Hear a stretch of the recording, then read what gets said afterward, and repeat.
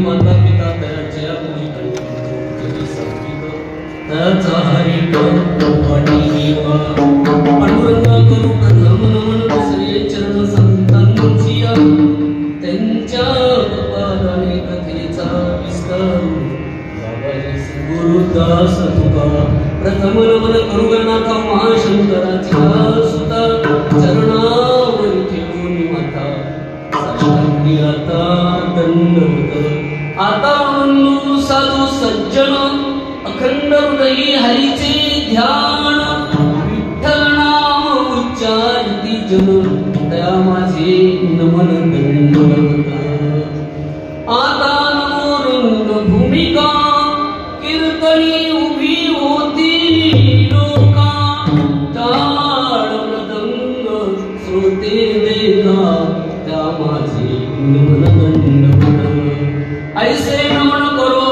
मी सकळा हरि कथा बोले गोबळी बोला अज्ञानी मनोनी अपुर्या बाळा चालवे सकळा नवागुणी लोकाभिरामं रणरंग धीरं राजीवनिकं रघुवंशनाथं कारुण्यरूपं करुणाकरन्दं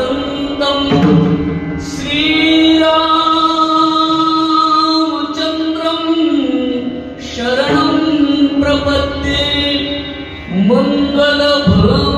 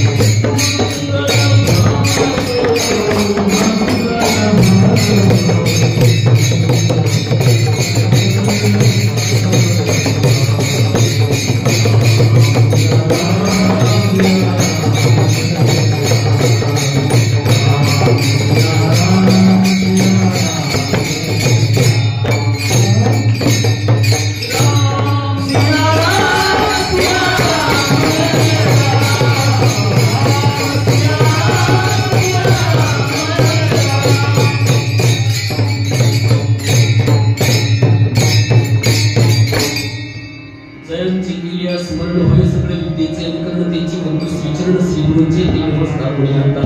ओम नमो ज्ञानेश्वरा.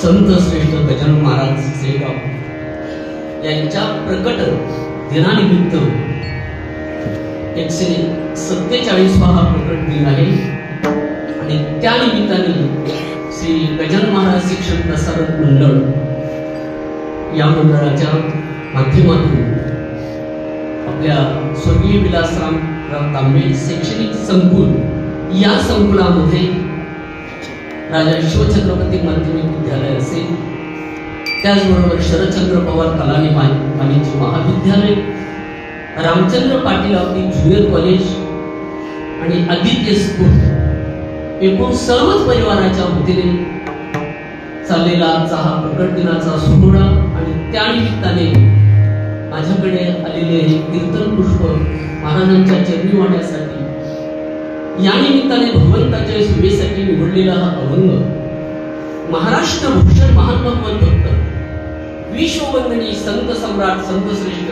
जगद्गुरु तुकाराम महाराज यांचा असून या अभंगाच्या माध्यमातून जगद्गुरु तुकाराम महाराज या भूतलावरील जे मानवी जीव आपल्या हिताच्या ठिकाणी जागे ज्यांना आपल्या हिताची जाण भान आणि ज्ञान आहे अशांच्या आईवडिलांना धन्यता देतात. महाराज म्हणतात भूतकाळात त्यांच्यापासून जी संतती निर्माण झाली असेल ती सात्विक असेल, वर्तमान काळामध्ये जी संतती निर्माण होत असेल ती सुद्धा सात्विक असेल आणि भविष्य काळात सुद्धा जी संतती निर्माण होईल ती देखील सात्विक असेल. त्यांच्या आई वडील धन्य असतील कारण जे आपल्या ठिकाणी जागे आहे. आणि मग असे ज्या चांगल्या कुळामध्ये जे कन्या आणि पुत्र जन्माला येतील महाराज म्हणतात मला काही विचारतात त्यांच्याबद्दल प्रत्यक्ष भगवंताला देखील आपुलकी आवड प्रेम त्यांच्याबद्दल जिव्हाळा वाटत असेल. आणि असे जे संत महात्मे सज्जन असतील ते काय करत असतील तर गीता भागवत या ग्रंथाचं श्रवण करत असतील, अखंड भगवंतांचं नामचिंतन आपल्या मुखाने करत असतील. आणि अशा ज्या जर सेवेचा माझ्या जीवनामध्ये योग आला जर मला ते भाग्य लाभलं तर मी सुदैव विठ्ठल नवे नवे माझ्या दैवालाच पारावार राहणार नाही. विठ्ठल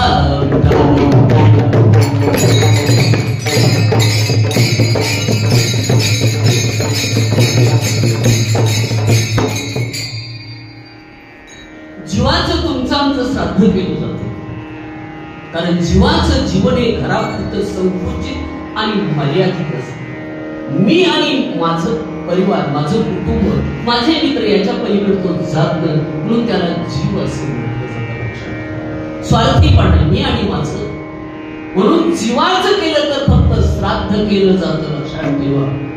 त्याच्यामध्ये बऱ्याच वेळा आयुष्याच्या वाटेवर रात्रीचा दिवस दिवसाची रात्र हाडाची काळ रक्ताचं पाणी करून आपण त्याच्यासाठी कोट्यवधी रुपयाची प्रॉपर्टी, इस्टेट, बँक बॅलन्स, बंगला, चांगल्या गाड्या बिड्या कमवून ठेवायचं आणि त्यांनी मात्र आपल्या वर्ष श्राद्धाला विसरून जायचं.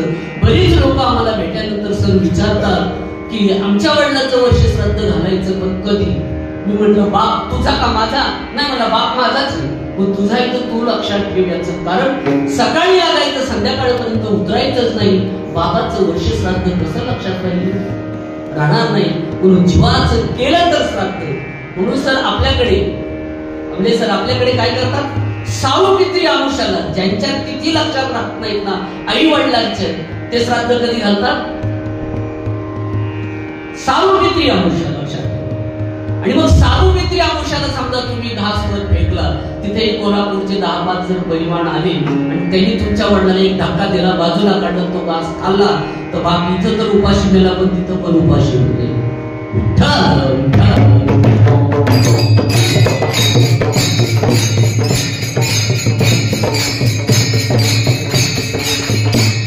म्हणून जीवाचं वर्ष श्राद्ध केलं जातं आणि देवाची जयंती केली जाते. का?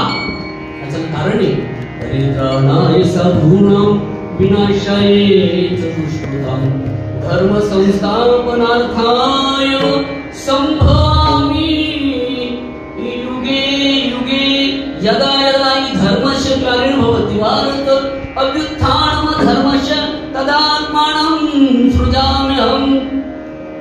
साधूच्या रक्षणासाठी, धर्माच्या परित्राणासाठी आणि दुष्टांचा नाश करण्यासाठी, दुष्ट प्रवृत्तीचा नाश करण्यासाठी देव हा जन्माला येतो. पण त्याच्याकडे मात्र एक भक्ताला खेपायापासी दुर्जनासी संहारी भक्ताचं प्रतिपालन करतो.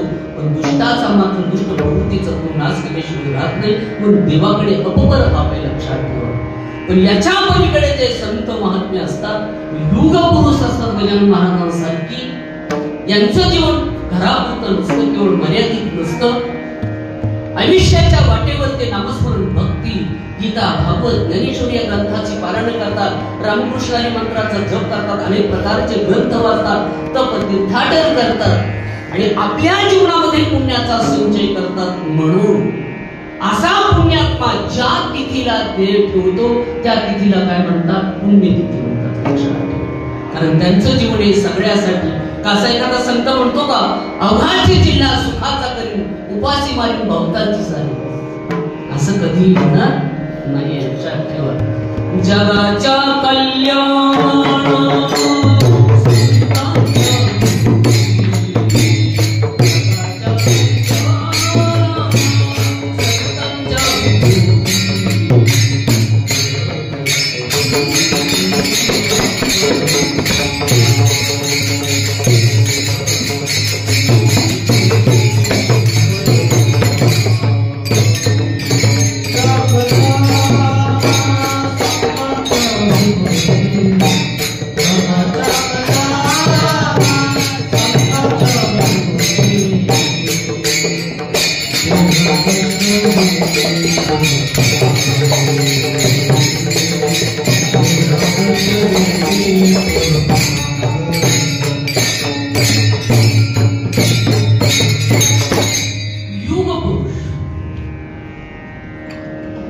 राजे महाराजे काल छत्रपती शिवाजी महाराजांची जयंती, बरोबर आहे. तशी आज गजानन महाराजांची एका अर्थानं जयंती प्रकटली. जवळजवळ त्याला सारख्याच भावांच्या छटा आहे, बरोबर आहे की नाही. सुशिक्षित असते ते वेगळ्या पद्धतीने, अशिक्षित असते त्यांच्या उच्चाराच्या पद्धतीने उच्चार करत असतील. परंतु प्रकट होणं आणि जयंती याच्यामध्ये थोडासा फरक, भेदभाव आहे. लक्षात प्रकट होणं म्हणजे एखादी एकदम व्यक्ती पुढे येण्याला प्रकट होणं असं म्हटलं जातं. आणि काही प्रोसेस मध्ये, प्रक्रियामधून, कार्यकारी भावाच्या संबंधाने जेव्हा एखादी व्यक्ती येते तर त्यावेळी तिचं जन्माला येणं असं मानलं जातं.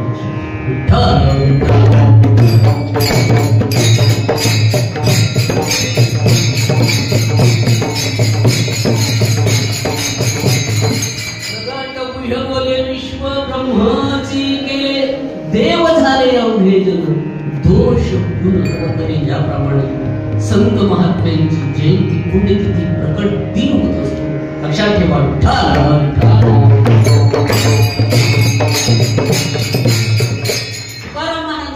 अभंग आहे, त्यांचं सर्वसामान्यांचं जीवन होतं. लक्षात ठेवा, गावामध्ये शेती व्यापार चालत होता, कर्ज लोकांचे व्यवहार होते, संसार अतिशय उत्तम चाललेला होता, आळंदी पंढरीची वारी करत होते. आणि हे सगळं करत असताना दुर्दैवाची गोष्ट की दुर्गादेवीचा दुष्काळ येतो. आणि त्या दुष्काळामध्ये ज्या लोकांना दुकानातून माल दिलेला आहे, ज्या लोकांकडे कर्ज आहे, ती लोक आता परत येत नाही. कर्ज लोकेवाले तेही परत येत नाही. दुकानातला माल तर संपलेला आहे, आता आपल्याकडे कोणी येत नाही. महाराजाला कळून चुकलं की आता धनवंतागी सर्व मान्यता आहे जगी. धनवंत माणसाला सगळे मानतात. एक श्लोक आहे बा, यशासी वित्त सनर पुन्हा सपंडित श्रुतवान गुणज्ञ. ज्याच्याकडे धन असतो तो श्रीमंत, तो देखना, तो चांगला दाता, सगळे त्याला जे काही जे विशेष असतात ते लावले जातात. लक्षात ठेवा. आणि मग महाराजांनी विचार केला की आता लोक येणार नाही, कारण लोकांना पुरेपूर पोटभर खायला मिळत नाही. डोळ्यात देखत जनावरे चारा वाचून पाण्या वाचून भरू लागलेली आहे, लोक गाव सोडून चाललेली आहे. अशा अवस्थेमध्ये महाराजांना कळलं आता दुकानावर कोणी येणार नाही. लक्षात ठेवा, हजारो रुपयांची ज्यांच्याकडे प्रॉपर्टी आहे, कोट्यवधी रुपयाची प्रॉपर्टी आहे, तीच लोक आज शासनांचा कर ओढताना दिसतात.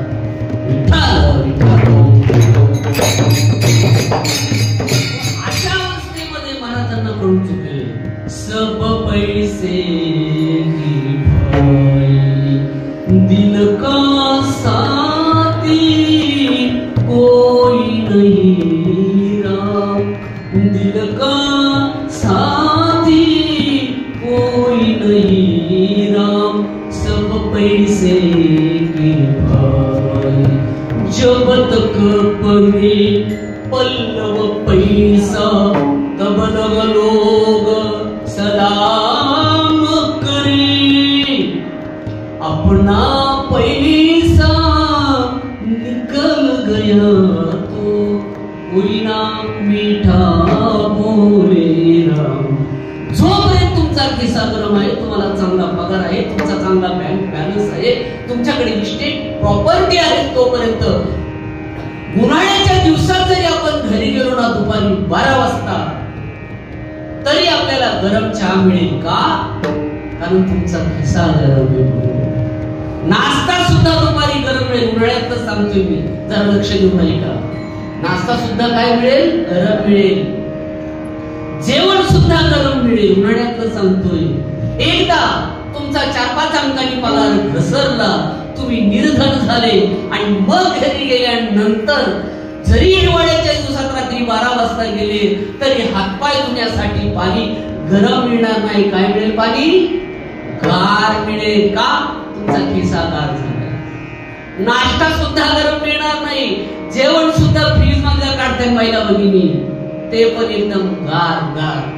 फक्त झालं तर तुमचं डोकंच गरम होईल, बाकी सगळंच गार. का? खिसा गार. तुम्ही कदाचित पत्नीला म्हटले रागवून ओळवून, आणि तुला कळत नाही मला सगळं गरम लागतंय. ती म्हणणार आता कवडीची अक्कल राहिलेली नाही तुम्हाला. आता शासनाने पण तुम्हाला घरी आपण दिलंय, तुम्ही निवांत बसा, जे देईल ते खायचं, बाकी काही करायचं नाही. का? खिसा गार. अलग लक्षात. अपना पैसा निकल गया तो कोई ना मीठा बोले. मग पत्नी सुद्धा रागूनच बोले. लक्षात. अलग लक्षण. सब पैसे को मान, दुनिया में पैसा बना भगवान. जिसके पास नहीं है पैसा उनको नहीं है मान. सूत पीत नारी प्रेम करते हैं पैसा देख के जान. जयदास करे कहते भूल गए भगवान. पैशामुळे दुनिया फिरते पैशा भोवती. ज्याच्याकडे नो क्वेश्चन मनी त्याला पुसाना होण्याची अवस्था आहे. की तुकाराम महाराजांना कडे धनवंत आली, सर्व मान्यता आहे, जगाचं माझ्याकडचं धन संपलेलं आहे, आता माझ्याकडे कोणी येणार नाही.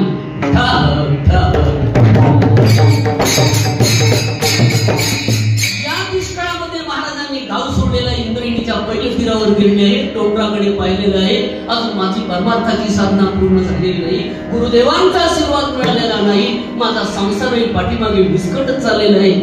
ज्याला द्विधावस्था, ज्याला डार्क दी सोल नाईट, आत्म्याची काळोखी रात्र द्विधावस्था म्हणतो ना, या अवस्थेला येऊन कोण पोहोचले? तुकारामांना येऊन पोहोचले. भामचक्र भंडारा डोंगरावर गेले, साधना करायला लागले, गीता भागवत ज्ञानेश्वरी या ग्रंथाची पारायण करायला लागले. एकाच दिवशी त्यांना परमार्थाची अनुभूती, साधुत्वाची, साक्षात्काराची अनुभूती आलेली आहे. असा स्टेप बाय स्टेप प्रवास तुकाराम महाराजांचा चाललेला आहे. आणि मग महाराज म्हणतात एक दिवस काय घडले सांगू? सत्य गुरु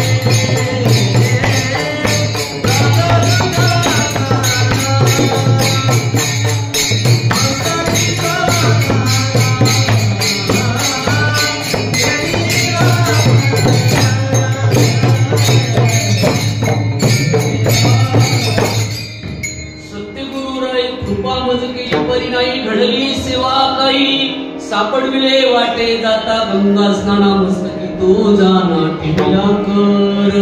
महाराज म्हणतात माझे गुरुदेव माझ्या स्वप्नामध्ये आले, मस्तकावर हात ठेवला, रामकृष्णाने महामंत्र सांगितला, बाबाजी चैतन्याची मालिका सांगितली, काय कुणाष्टो पण ते ताबडतोब निघून गेले. त्यांच्याजवळ काही गणिताचे प्रमेय, काही कोणत्याही प्रकारचा मला अभ्यास बसून करता आले नाही, ते ताबडतोब निघून गेले. पण माझ्यावर मात्र कृपा केली.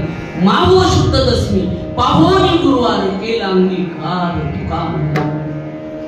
जे तुकाराम महाराज फक्त संसारापुरते होते, गावापुरते ओळखीचे होते, याच्या पलीकडे त्यांचा प्रवास होता. पण महाराजांनी साधना केली, गीता भागवत ज्ञानेश्वरी या ग्रंथाची पारायण केली लक्षामध्ये. आणि मग महाराज कोणत्या अधिकारावर जाऊन पोहोचले बघायचं. अनुरिया तू कळला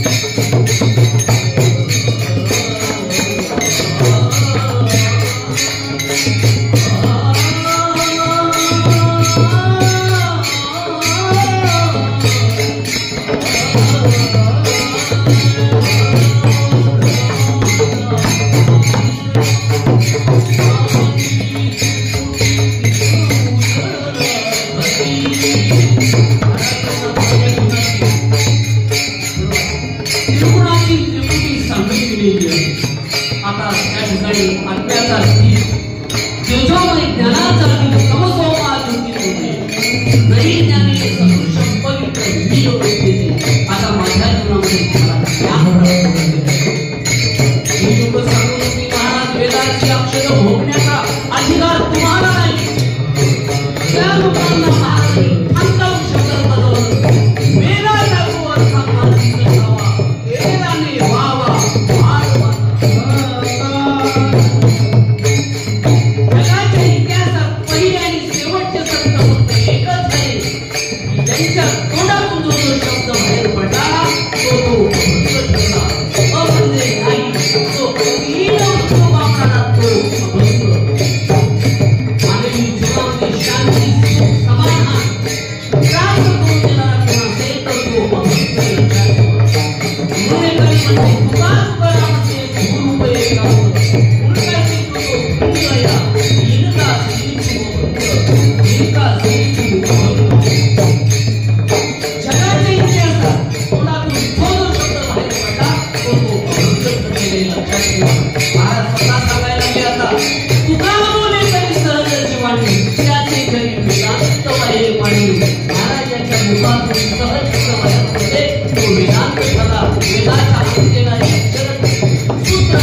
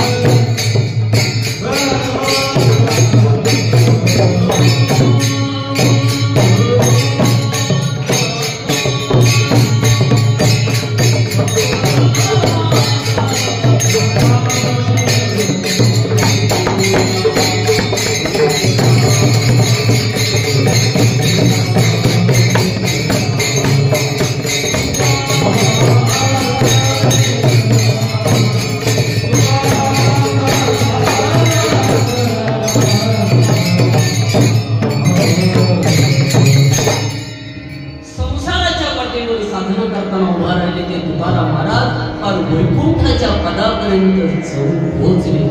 मग महाराज सांगतात आनंदाच्या मुली आनंदाचे तरंग आनंदाची अंग आनंदाची आता आमच्या जीवनामध्ये माझ्या जीवनामध्ये पाणी त्याचे तरंग त्याच्या लाटा सगळं काही आनंदमय झालेलं आहे. देव झाले अवघे जन दोष गुण हरपले आणि म्हटलं जातं जगगुरु तुकाराम महाराजांच्या जीवनाला फक्त एकच रंग लागलेला होता आणि तो कोणता असेल सर तर त्याचं नाव आहे पांडुरंग.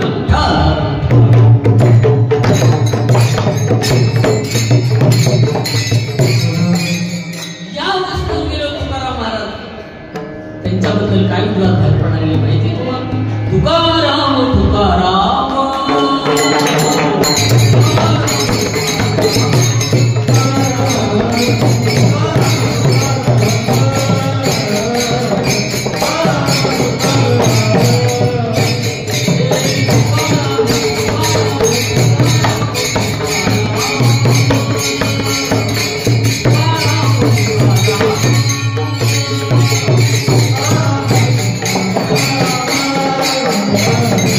Ah!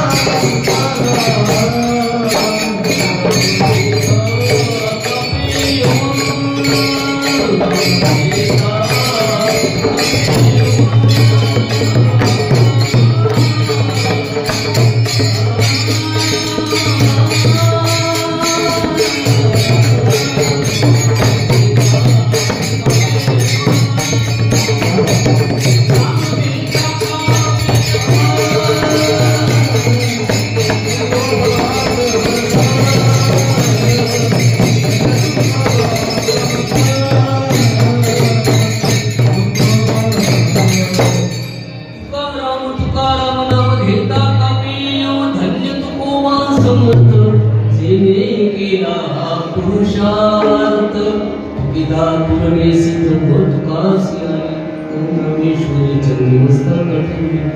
तुकाराम महाराजांनी ब्रह्माची तुलना करत असताना कोण श्रेष्ठ ठरलं माहितीये? तुकाराम महाराज श्रेष्ठ ठरले. या भूमिकेवर तुकाराम महाराजांनी समाजाचं अवलोकन करायला सुरुवात केली. त्यावेळी समाजामध्ये त्यांना 4 प्रकारची वर्ग दिसून आली.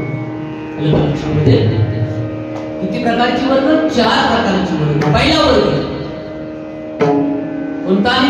हीच कळतंय पण नाही, मात्र तो जागा राहील याची गॅरंटी देता येईल. बरीच लोक कीर्तनला येतात, तासाला पण येतात, चांगला तास रंगात आली काही डुकल्या लागायला सुरुवात करतात, झोपायला सुरुवात करतात. आता संत सुखमी तर झोपलेलं नाही, ते काही वेळा अशी पुढं बसलेली आमचे सर सिरियस पेशंट असतात ना, वाटतं आताची आता जर यांना गोलडी हॉस्पिटल ऍडमिट केलं नाही ना तरी 2-3 ऍक्सिडेंट केले असणार, मागच्या ते धक्का पुढच्या तरी शेजारच्या ते मांडून पडते. म्हणून आपण सुद्धा बसू येत नाही तर होऊ नाही, झोपल्याशिवाय राहणार नाही. एक तर कीर्तन लागला की डोळे झाकून झोपायला. त्याला विचारलं, अरे बाबा तू झोपतो का? तो म्हटला, महाराज मी झोपत नाही. काय करतो? तो म्हटला, डोळे जर मी उघडे ठेवले तर डोळ्यातून झोप आत शिरल ना. डोळे उघडे ठेवले तर झोप आत शिरल, त्यापेक्षा अगोदरच बंद केले आणि झोपला ना खुशी. म्हणजे ही कळतंय कीर्तनाला गेलं पाहिजे, परंतु जागे राहतील याची गॅरंटी देता येत नाही.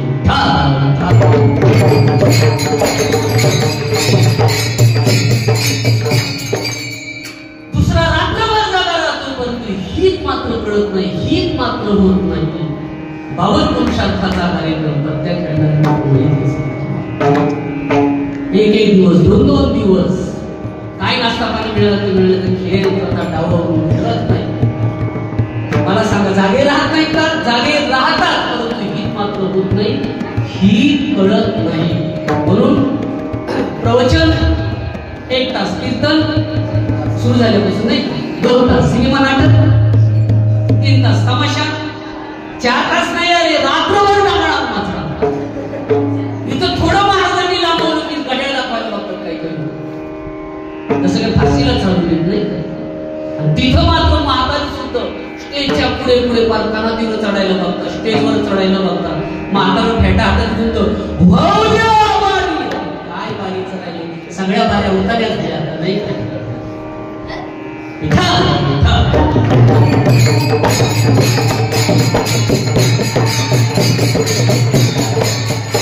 एक वर्ग मात्र आहे त्याला हितही कळत नाही, तो जागाही राहत नाही. समाजाचं काही नाम आहे, देशाचं, ग्रामदेवतेचं, मातृभूमीचं आपल्यावर ऋण आहे, आई वडिलांचं आपल्यावर ऋण आहे, ज्यांनी मदत केली गुरुजनांचं आपल्यावर ऋण आहे. याचा विचार न करता स्वतः पुरतं विचार करायचं, खायचं प्यायचं, मोज मजा करायची, खर्च काढायचं, 4 वागासारखं कुणाला मांडायचं नाही. आपला पैसा आपल्या पुरताच बास, याच्या पलीकडे जायचं नाही. त्याला 4 नंबरचं कीर्तनला जात नाही, घरी झोपल्याशिवाय राहत नाही, गीत करत नाही, जागाही राहत नाही. आलं का लक्षामध्ये? त्याला हितही कळत नाही, जागाही तो राहत नाही. हा 4 नंबरचा वर्ग आहे. एक वर्ग मात्र असा आहे, त्याला हितही कळत नाही आणि तो जागाही राहत नाही. त्यांना माहिती की आपण या समाजासाठी आलेलो आहोत, आपण काही बरोबर संचित घेऊन आलेलो, लोकांना जागा ठेवायचंय. आणि मग महाराजांचं यांच्याकडे लक्ष गेल्यानंतर महाराज म्हणतात, आपुली अहिता हो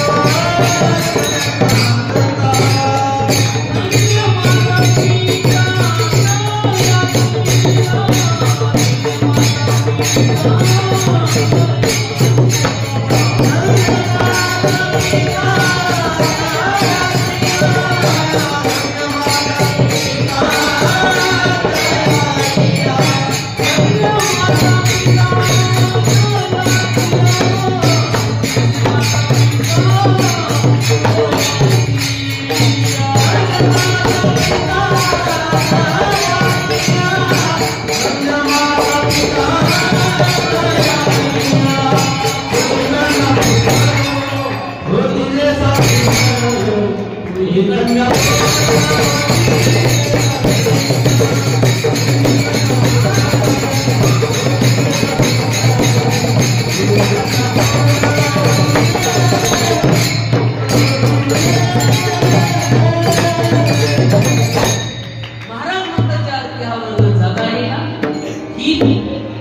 जीवावर भगवंताची कृपा होणे असं म्हटलं जातं. तेच माझे हित करती सगळं जेणे हा गोपाळ देवाने आपल्या कृपा करावी याला हित असं म्हटलं जातं. आणि मग हे हा जो हित सांगणारा लोकांना वर्ग आहे, जो जगावर आणणारा वर्ग आहे, मुळात हा इथून आलेला नाही. लक्षात ठेवा कुठून आणलाय तो. आम्ही वैकुंठवासी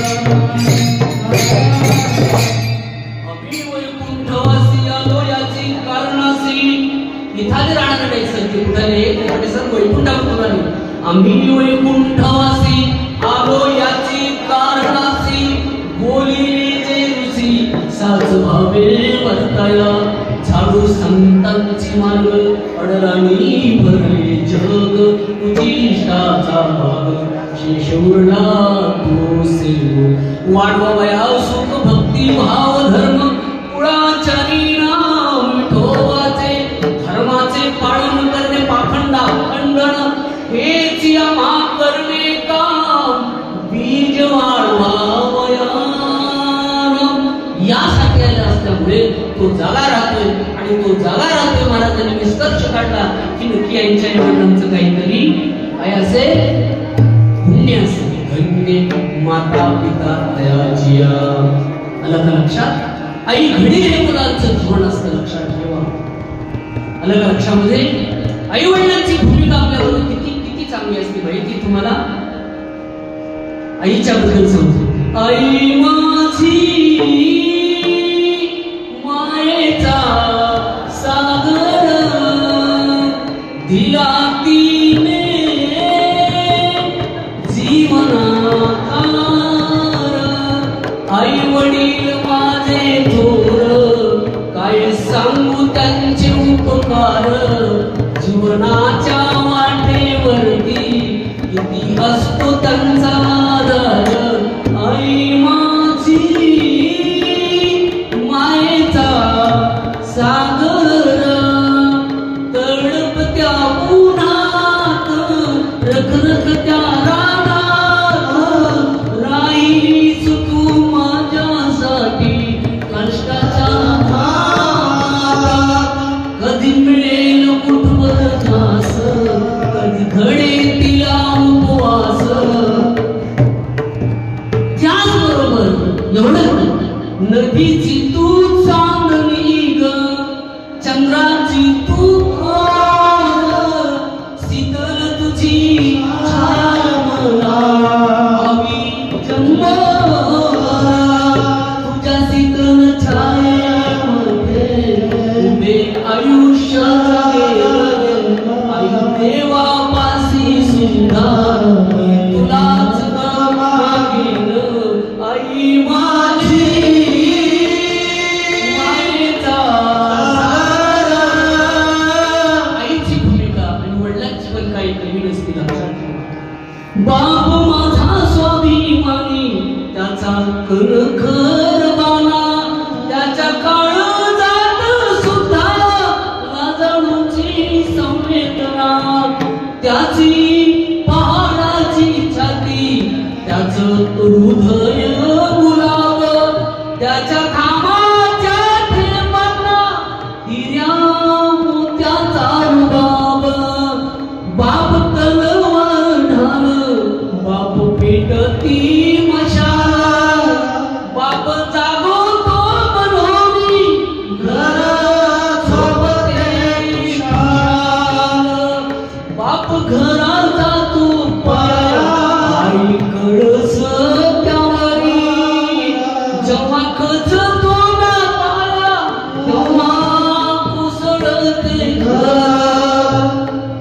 उलाढाली करी तुहा बाप फक्त घरासाठी शिव्या शाप या जगाचे बाप सारगी माती बाप कधी जरी रडला नाही तरी एकदा फक्त रडतो लक्षात ठेव बाप साधवी तो अश्रू वाट पाये त्या क्षणाची कोणत्या जन्मभराच रडतो लेक जाताना सासरी त्या लग्न मंडपातून एकदा मुलगी म्हटली ना बाबा मी जाते की बाप खांबाला त्या ठिकाणी अंगार टाकून रडायला लागतो बाप साधवी तो अश्रू वाट पाहे त्या क्षणाची जन्मभराचे रडतो लेक जाताना सासरी बाप म्हणते जणू की वाल्या पोळ्याची जमात त्याच्या बाबामध्ये कुणीही वाटकरी होत नाही लक्षात ठेवा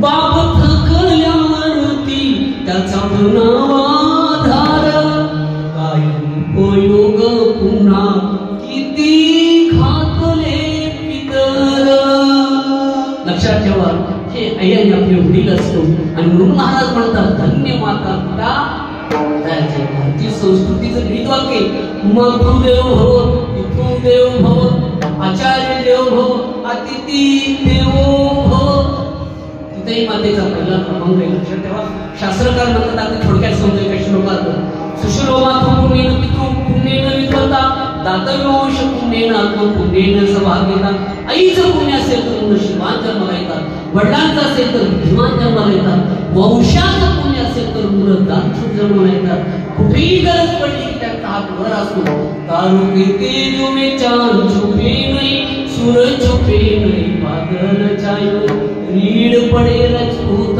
छुपे नहीं दाता न छुपे मागणायो दाता त्या ठिकाणी झगत नाही आणि जर स्वतः प्रयत्न केले तर आपण भाग्यवान ठरतो याच्या विरुद्ध शास्त्रकार काय म्हणतात बघा उन्मतो मास्तु दोषेन आईचा दोष असेल तर मुलं अश्लील जन्माला येतात असं म्हणतात पितृदोषेन मूर्खता वडिलांचा जर दोष असेल तर मुलं निर्बुद्ध मतिमंद जन्माला येतात एकाच वर्गात 4-4, 5-5 वर्ष पाया पाका करतात कळालं ना पाया पाका करणे म्हणजे नापास वडिलांचा दोष कार्पण्य वंश दोषेन वंशाचा दोष असेल तर कुठेही गेलं तरी दान धर्म करणार नाही पण जाता जाता एखादी चप्पल घेऊन गेल्याशिवाय राहणार नाही वंशाचा कार्पण्य वंश दोषेन आत्मदोषेन दरिद्रतः जर स्वतःच्या स्वभावात दोष निर्माण झाला तर त्या ठिकाणी काय होतं माहिती तुम्हाला ताबडतोब किती मोठ्या पदावर असतरी खाली यायला वेळ लागत नाही बदनामी व्हायला वेळ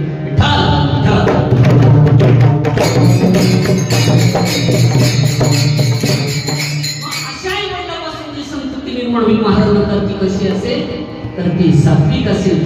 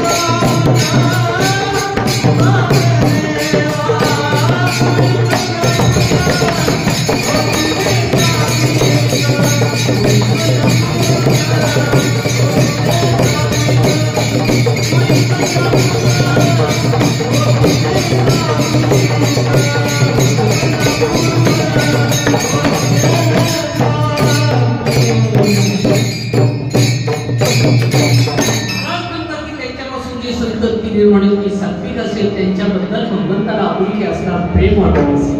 एकच फक्त ओळी सांगतो, जे पितरा ते तारीती पूर्वजांचे उद्धारिती सत्पुत्र तयार ते म्हणती ऐशी सत्तती जुळत झाली. म्हणजे पूर्वजांचा उद्धार करतील, पितरांना तरुण नीती अशी कोण आहे? सत्पुत्र आहे. लगा लक्षामध्ये म्हणून म्हणलं अंजनीच्या तपासाठी महाद्वार आले कोटी किंवा धन्य ते आनंद रत्नाची ते आनंद निधाने जन्मले निधान सावध होतो. धन्य याची माता धन्य याचा पिता साठविला दाता तेव्हा अंजनीच्या तापासाठी महारुद्र आले होते. कटी सोन्याची लंगोटी मुखी राम राम राम माता अंजनीचे पुटी पुत्र जन्माले मारुती.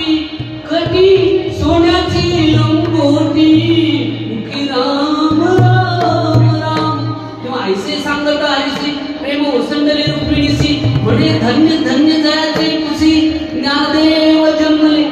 ते सात्विक असतील, त्यांच्याबद्दल भगवंताला आपुलकी आस्था प्रेम जिव्हाळा वाटत असेल आणि ते गीता भागवत या ग्रंथाचं श्रवण करत असतील. आपली गाडी जरा स्पीडनी पुढे चाललेली, आपल्याला वेळेत आपला स्टॉप गाठवायचा, बरोबर आहे की नाही? त्यासाठी तर गीता सुमारे 5000 वर्षापूर्वी कुरुक्षेत्राच्या रणभूमीवर कर्तव्य विमुख झालेला अर्जुन त्याला कर्तव्य सन्मुख करण्यासाठी भगवान श्रीकृष्ण गीता ही शास्त्र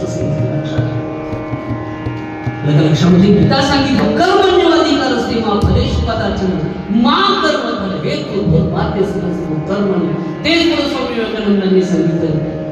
strong will be my friend, strength is life, weakness is death. सामर्थ्य हे जीवन, दुर्बलता हाच मृत्यू.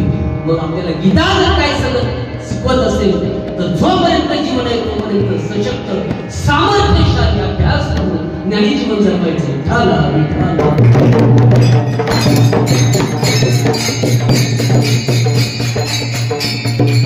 याच्या पुढे फक्त 10 मिनिटाचा कार्यक्रम, यापुढे फक्त एकच आहे की भागवत ग्रंथ काय करत असेल तर जीवनामध्ये आपल्याला मृत्यूचं दुःख कमी करतो. नाही तर मृत्यू प्रत्येकाच्या पाठीमागे असते. बघा, जिंदगी किराए का है, एक दिन बदलना पड़ेगा. जिंदगी किराए का है, एक दिन बदलना पड़ेगा. मौत जब तुझको आवाज देगी घर से बाहर निकलना. राजा परीक्षितला कळले की आपल्याला शापला 7 दिवसामध्ये मारणार. किती दिवसामध्ये? कालरूपी तक्षक येऊन आपल्याला दंश करणार आहे. मला सांगा, आपण कधी मारणार आहोत? 7 दिवसात मारणार. अजून 8व्या वाराची सोय कोणत्या सरकारने केलेली नाही. जो वारी इथून की एक तरी आपला असा अलग लक्षामध्ये. म्हणून गीता भागवत राजा परीक्षितला प्रश्न विचारला, अरे जाऊते तू काही खात नाही, काय पीत नाही, तुला काही भीती वाटते मृत्यू? तेव्हा सांगितलं, महाराज तुमच्या मुखातून गेली 4 दिवस मी भागवत कथेचा पान करते, आता मरण माझे मरण गेले मज केले अमर. हे भागवत काय शिकवतात? जिस देश में जिस वेश में परवेश में रहो तुम राधार मन राधार मन राधार मन कहो. जिस संग में जिस रंग में जिस ढंग में रहो तुम. कुठेही आपण एकच करा, राधार मन राधार मन राधार मन. मृत्यूचं दुःख कमी झालेलं आहे. महाराज म्हणतात की संत महात्मे असतील ना, तुका म्हणे मग घडत त्यांची सेवा, तरी माझ्या दैवा पार नाही. कारण साधू संत येते घरातोची दिवाळी कसं आता थोडं बदल करू, साधू संत येते घरा, आपलं मागची पुढची दारू बंद करा, नाही तर घरात शिरतील भरा भरा, पावसेल साखरेचा होईल चुरा, आजचा दिवस नाही बरा, त्यामुळे तुम्ही दार लावणे आपले आत मारा, वास यात आले नगरपालिका उचलून घ्यायचं नाही. लक्षामध्ये साधू संत विविध तापाची झाली संत मानले असते आणि त्यांची जर सेवा घडली, एक 5 मिनिट भजन होऊन थोडासा भाग राहील आणि एक संपल विठोबा.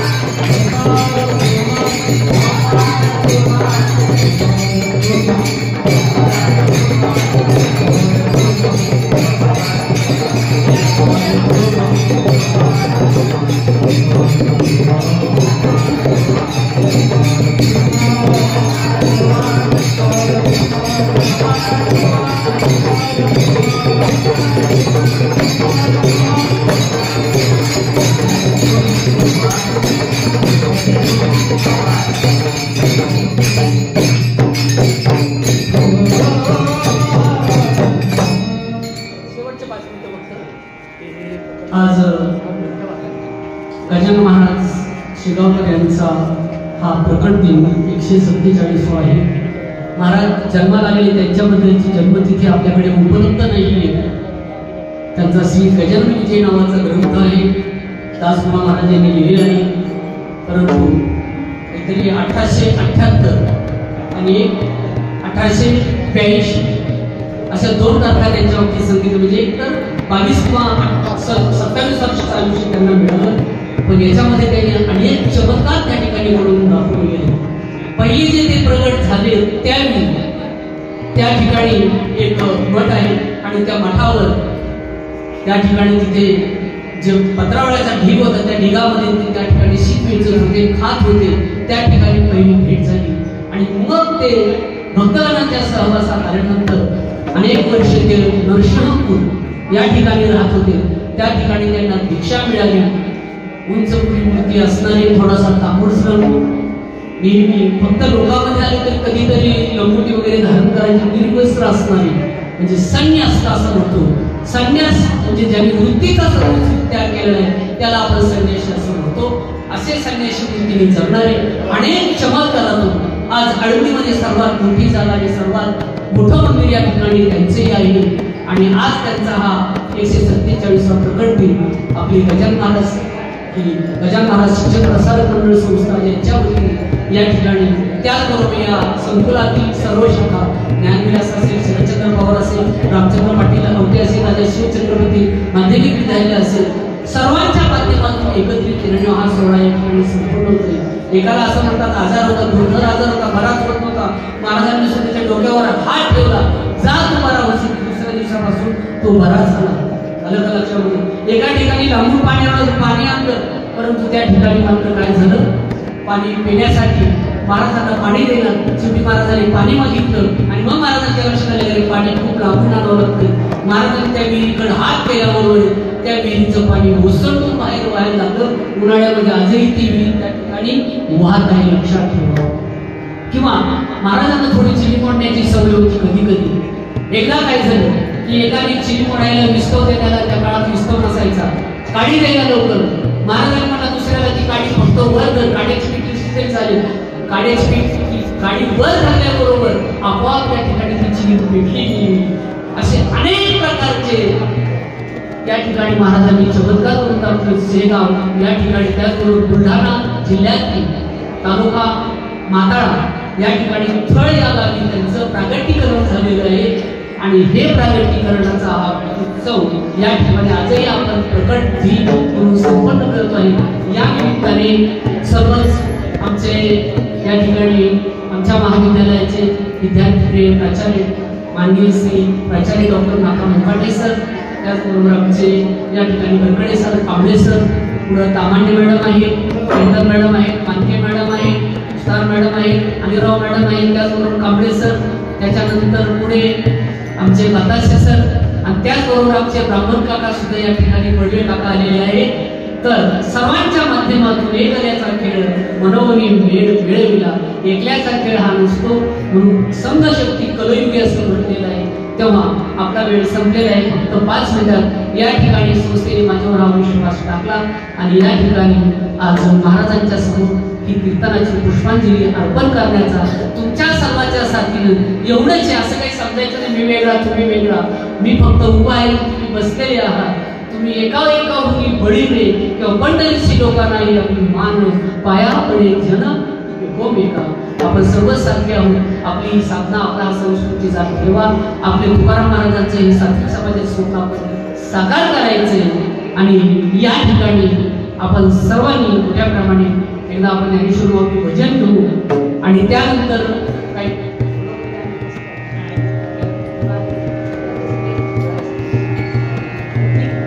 तर आपण त्या ठिकाणी जोराने भजन करू. या ठिकाणी सर्वच स्टाफ, आमच्या ऑफिसचे भाजी सर असतील, शीतल पाटील मॅडम तिकडे असतील, सगळ्याच या ठिकाणी हे संकुलामध्ये आणि विशेष करून आमचे पालसरे सर आणि गडकडे सर, त्यांच्याबरोबर असणारे नारखेडे सर यांनी हा या ठिकाणी भव्य दिव्य कार्यक्रम घडवून आणण्याचं काम केलेलं आहे. मुंबईला राम मंदिरला जातो मी, त्यावेळी जवळजवळ 25-30 हजार लोक त्या ठिकाणी असतात. पण गर्दीपेक्षा ही गर्दी नसते आणि हे सर्व पुढे वारकरी संप्रदायाचे आधारस्तंभ आहे. असं म्हटलं जातं की देणाराने घेत जावे, देणाराने घेत जावे. हात तोडून नाही घ्यायचे, आपणही तसं द्यायचं. तसं तुमच्यावरही संस्कार होत आणि आपण सर्वांनी जगद्गुरु तुकाराम महाराजांचे स्वप्न या ठिकाणी पार करायचे. ज्ञानेश्वर